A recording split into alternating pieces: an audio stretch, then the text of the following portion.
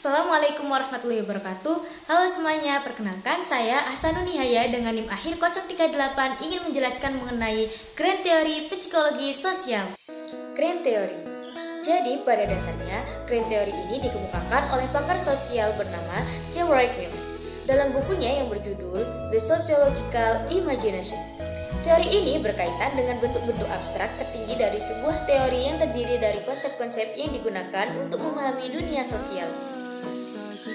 Grand Teori lebih berfokus pada rancangan-rancangan keseimbangan dalam pengambilan keputusan, integrasi komunikasi, dan juga sistem sebagai alat pengatur utama dalam menganalisis hubungan interpersonal sebagai makhluk sosial.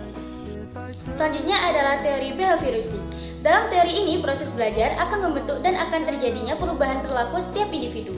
Perubahan perilaku terjadi akibat adanya stimulus dan juga respons, yang artinya dapat dipahami bahwa proses belajar dari individu itu akan berakibat terjadinya perubahan perilaku. Kemudian, individu itu dianggap sukses dalam belajar apabila terjadinya perubahan perilaku. Dan apabila tidak terjadi perubahan perilaku, berarti proses belajarnya itu dikatakan tidak efektif. Contohnya, ada seorang guru yang memberikan pujian kepada siswa yang menyelesaikan tugas dengan baik dan benar. Jadi, pada dasarnya, teori belajar behavioristik lebih memprioritaskan tentang penilaian. Nah, penilaian ini berdasarkan perubahan perilaku siswa ataupun peserta didik. Selanjutnya adalah teori kognitif.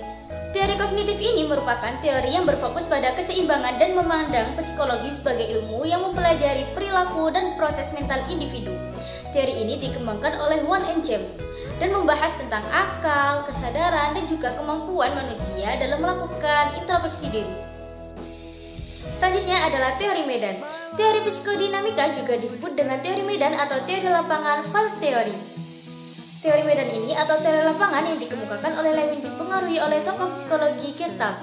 Yang pertama ada teori lapangan kehidupan, yang kedua ada perilaku lokomosi, yang ketiga ada daya forces, dan yang terakhir ada ketegangan. Selanjutnya adalah teori role. Menurut Sarwono, teori peran atau role teori adalah gabungan dari bermacam-macam orientasi teori maupun disiplin ilmu. Menurut Biddle dan Thomas menjelaskan bahwa tentang peran adalah sebuah rangkaian konsep yang akan menentukan pembatasan tingkah lakunya kepada orang yang diberikan peran sesuai dengan posisinya. Biddle dan Thomas menjelaskan bahwa ada 4 tahapan perilaku yang berkaitan dengan peran. Yang pertama ada harapan tentang peran atau expectation. Yang kedua ada norma. Yang ketiga ada wujud perilaku dalam peran. Dan yang terakhir ada penilaian dan sangkat.